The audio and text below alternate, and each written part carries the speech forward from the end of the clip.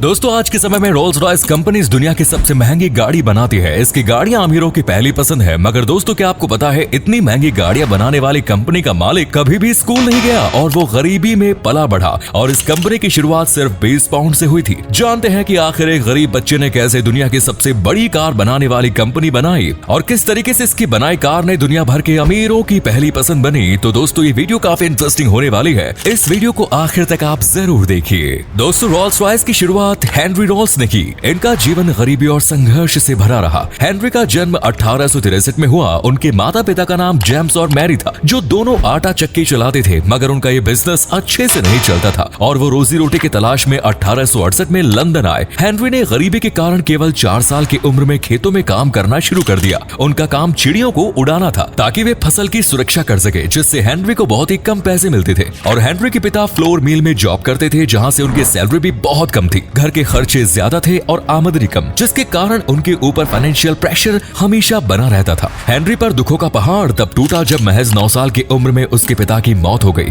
और उसके बाद हेनरी को स्कूल छोड़कर पैसे कमाने के लिए पूरा दिन काम करना पड़ता था। वो न्यूज़पेपर बांटने का काम करता था और पोस्ट ऑफिस के लिए टेलीग्राम की डिलीवरी करता था, जिससे उसको कुछ पैसे मिलते थे। मगर ये पैसे उसका गुजारा करने के लिए काफी नहीं थे। हेनरी और उसकी माँ काफी कोशिशों के बावजूद भी कर्ज में ही थी। वे लोग पैसों की कमी के कारण कई दिन भूखे पेट ही सो जाया करते थे। जब एंड्रयू 15 वर्ष के थे तब उनकी चाची ने ग्रीन नॉर्दर्न रेलवे कंपनी में ट्रेनिंग दिलाने के लिए कुछ पैसों की मदद की। मगर उसकी चाची पैसों की कमी के कारण उसको अपने साथ नहीं रख पाती थी, इसीलिए हेनरी को घर छोड़कर जाना पड़ा। मगर सौभाग्य की बात है कि जॉर्ज नाम के व्यक्ति के साथ रहने लगा, जिनका लड़का अभी हेनरी के साथ ट्रेनिंग करता था। हेनरी दिन भर तो ट्रेनिंग में जाता और रात भर जॉर्ज उसे अलग अलग औजारों के बारे में बताता। हेनरी को यह सब काफी इंटरेस्टिंग लगा। वो घंटों प्रैक्टिस करता रहता था। वो काफी छोटी उम्र में होने के बाद खुद से बहुत ही सुंदर ब्रास व्हील बरो बनाने में लगा। हेनरी के हाथ में एक गजब की कारीगरी थी। वो कोई भी चीज बहुत ही अच्छे और बारीक तरीके से बनाता था। मगर उसका दुर्भाग्य रहा कि वो अपने ट्रेनिंग प्रोग्राम को पूरा ना कर सका, क्योंकि उसकी चाची के पास पैसे खत्म हो गए थे। लेकिन हेनरी ने हिम्मत नहीं हारी। वो 17 साल की उम्र में लंदन के कई इलेक्ट्रॉनिक कंपनियों में बहुत ही कम पैसों पर जॉब करता था। वो अपने काम को इतने दिल से करता था कि कभी कभी खाना खाना भी भूल जाता था। हेनरी ने कुछ सालों तक जॉब करके पैसे कमाए और इंजीनियरिंग कॉलेज में एडमिशन लिया और बाद में हेनरी को अपने जीवन की सबसे अच्छी नौकरी मिली। उसे मैक्सिमम वेस्टर्न कंपनी में इलेक्ट्रीशियन की जॉब मिली। वो अपने जीवन में काफी खुश था, मगर उसकी खुशी ज्यादा दिन तक नहीं चली। 1884 में वो जिस कंपनी में जॉब करता था वो कंपनी डूब गई और एक बार फिर से बेरोजगार हो गया। अब हेनरी नई जॉब ढूंढने के बजाय खुद का बिजनेस खोलने की इच्छा हुई और इसी इच्छा ने उसे अमीर, बहुत अमीर बना दिया। दरअसल जब उसने ये सोचा कि मुझे बिजनेसमैन बनना है तो उसके पास पैसे नाम का कुछ भी नहीं था। उसने अपने साथ काम करने वाले दोस्तों को अपने साथ जुड़ने के लिए बोला भी। उसके साथ बिजनेस करने के लिए तैयार नहीं हुए वो। मगर उसका एक दोस्त जिसका नाम अर्नेस्ट क्लायरमंट था, उस समय हेनरी के पास केवल 20 पाउंड और उसके दोस्त के पास 50 पाउंड थे। दोनों को ये पता था कि इतने पैसे से बिजनेस शुरू नहीं होने वाला, पर फिर भी उन्होंने जैसे तैसे करके मैनचेस्टर में एक दुकान किराए पर ली, जहां पर दुकान के ऊपर वाले कमरे में वे खुद रहते थे और नीचे दुकान में बिजली के उपकरण बनाने का कारोबार शुरू करते थे और कंपनी की शुरुआत की, जिसका नाम FH टॉयसे एंड कंपनी रखा।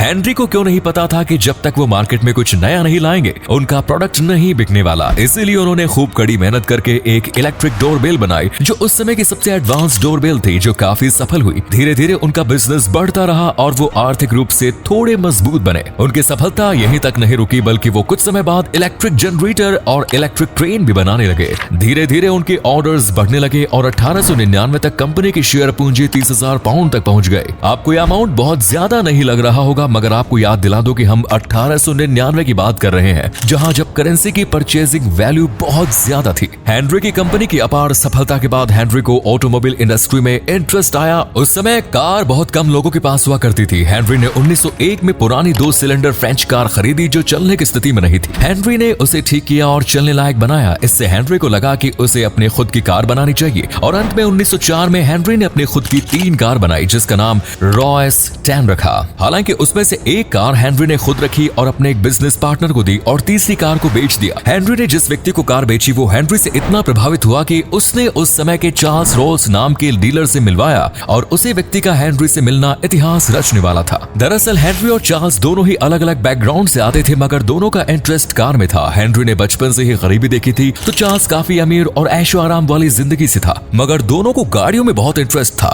चार्ल्स काफी अमीर फैमिली से आते थे, वो यूके में कार रखने वाले सबसे पहले व्यक्तियों में से आते थे। चार्ल्स ने अपनी पहली कार सिर्फ 18 साल की उम्र में ही खरीदी थी। कारों के प्रति उनके इंटरेस्ट को देखकर उन्होंने कारों के डीलरशिप का बिजनेस शुरू किया, जिसमें वो फ्रांस से मंगाई गई कारों को लंदन में बेचा करते थे। चार्ल्स काफी साहसी व्यक्ति थे, वे खतरनाक कार रेसिंग का शौक रखते थे। वो एक बेहतर कार रेसर तो थे, साथ ही में वो एक एविएटर भी थे। दोस्तों, जब चार्ल्स हेनरी से मिले तब वो हेनरी से काफी प्रभावित हुए। उन्होंने हेनरी के द्वारा बनाई गई रॉयस 10 कार चलाई जो उन्हें काफी अच्छी लगी और तुरंत अपने साथ काम करने का ऑफर दे दिया। दोनों ने मिलकर 1904 में ऑफिस वाली रोल्स रॉयस कंपनी की नींव रखी। दोनों की जोड़ी परफेक्ट थी। हेनरी एक परफेक्ट कार इंजीनियर थे तो वहीं चार्ल्स एक परफेक्ट बिजनेसमैन। उन्होंने अपनी कार की जबरदस्त मार्केटिंग की। चार्ल्स ने अपने अमीर बैकग्राउंड होने के कारण वे अमीरों को अपनी लग्जरी गाड़ी खरीदने के लिए कहते थे। इस साल 1904 में उन्होंने अपनी पहली कार रोल्स रॉयस 10 HP को दिखाया और हर एक गाड़ी को 395 पाउंड में बेचा। उन्होंने अपनी दूसरी car Rolls Royce silver ghost 1906 में लॉन्च की। उन्होंने साबित करने के लिए ये कार का इंजन दुनिया का सबसे शांत इंजन है, जिसके लिए उन्होंने गाड़ी को 15,000 मील चलाने के बाद गाड़ी का इंजन चालू करके उसके ऊपर एक गिलास पानी रखा। और हैरान करने वाली बात है कि एक भी पानी की बूंद बाहर नहीं गिरी, जो ये साबित करता है कि दुनिया का सबसे शांत इंजन है। ऑटोमोबाइल में अपार सफलता के बाद चार्ल्स ने हेनरी से कहा कि अब वो विमान के इंजन बनाए, क्योंकि उनको उड़ना बहुत पसंद था और वे चाहते थे कि अब हमारी कंपनी कार के साथ साथ हवाई जहाज का इंजन बनाए। मगर हेनरी ने इस काम के लिए साफ मना कर दिया और इसीलिए उन्होंने कंपनी के तकनीकी निदेशक के पद से इस्तीफा दे दिया। चार्ल्स ने 1909 में अपना विमान खरीदा, मगर दुख की बात है कि 1910 में चार्ल्स एक और शो के दौरान अपने विमान को लैंडिंग कर रहे थे, तभी उनकी विमान की दुर्घटना हो गई जिससे उनकी मौत हो गई। अपने बिजनेस पार्टनर की मौत के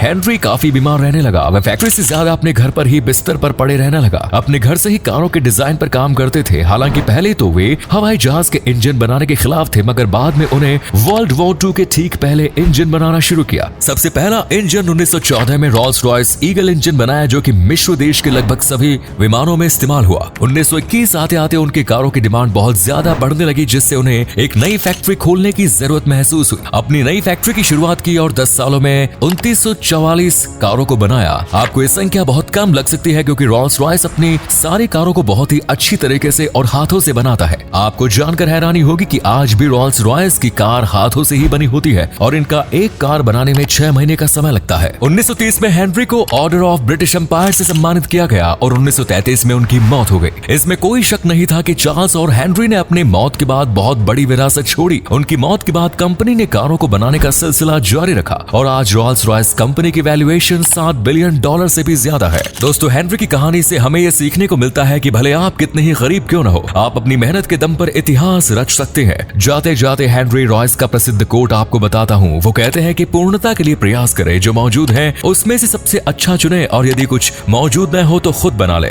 दोस्तों, आपको हेनरी रॉयस की कहानी कैसे लगी कमेंट्स में जरूर बताएं और आशा करता हूँ आपको इस कहानी से मोटिवेशन जरूर मिला होगा। धन्यवाद।